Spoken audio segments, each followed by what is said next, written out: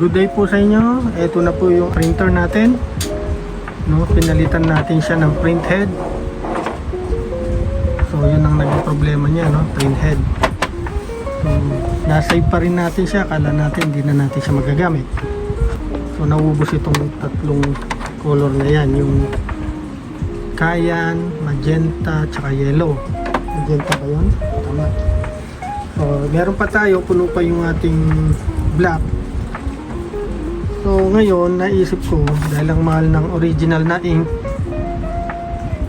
ipang-print lang naman to ng mga print materials lang, hindi naman kailangan ng magandang klaseng print.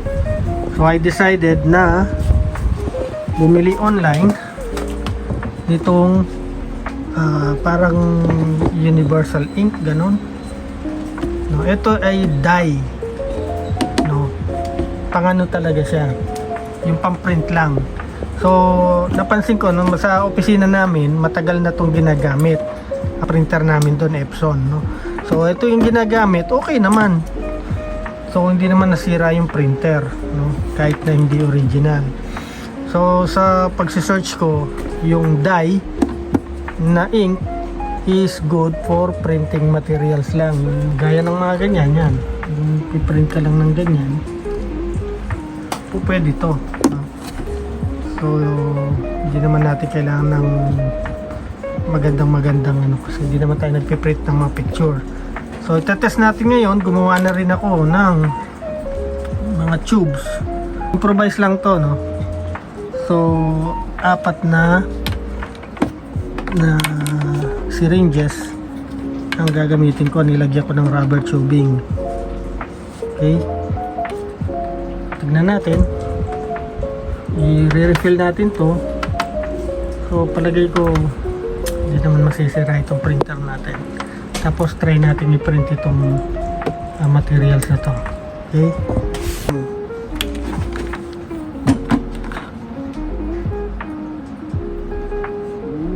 messy.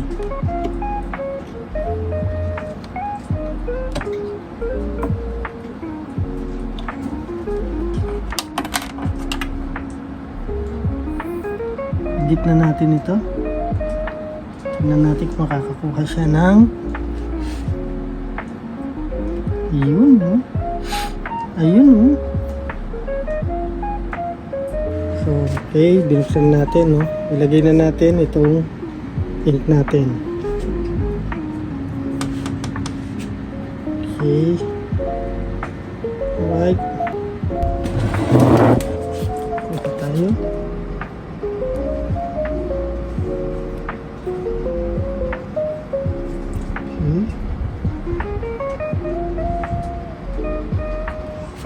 Careful lang tayo. Alright guys, na fill up na natin yung mga ink, no? So pantay-pantay na sila. Lalak na natin to. Ayan. Okay, then close na natin to.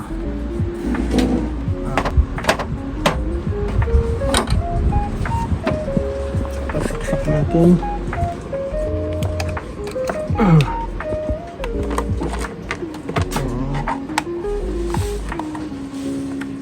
Alright, on natin.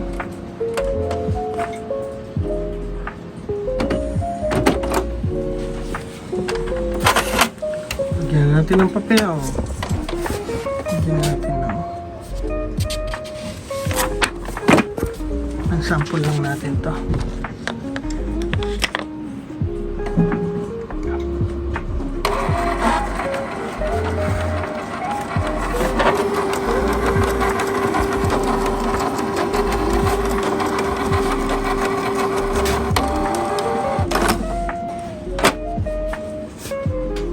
One page only.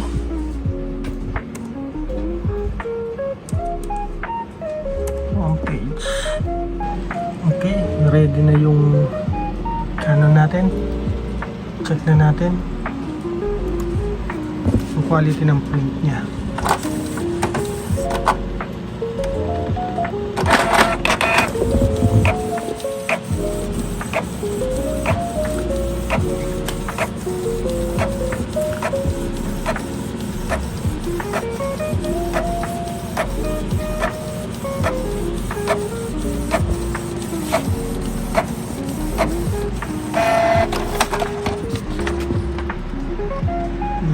Yun. Okay. So, ayan po guys, no? Ito yung mga ginamit kong ink. UV ay ink PIU. Ayan. Isang black, isang yellow, isang magenta, and isang cayenne. So parang nasa 160 plus lang, no, ang isang bote. So ang dami na 1 liter na to, ito 1 liter. So tingin ko masusulit ko na to. Yung printer namin sa opisina di naman nasisira eh. So palagay ko okay din sa dito, kasi nakalagay naman dito for Epson, Canon, HP, Lexmark, and Brother. Okay, mabalikan natin ito after siguro mga 1 linggo. Tignan natin yung quality ng print niya, tsaka kung hindi siya masisira. Okay,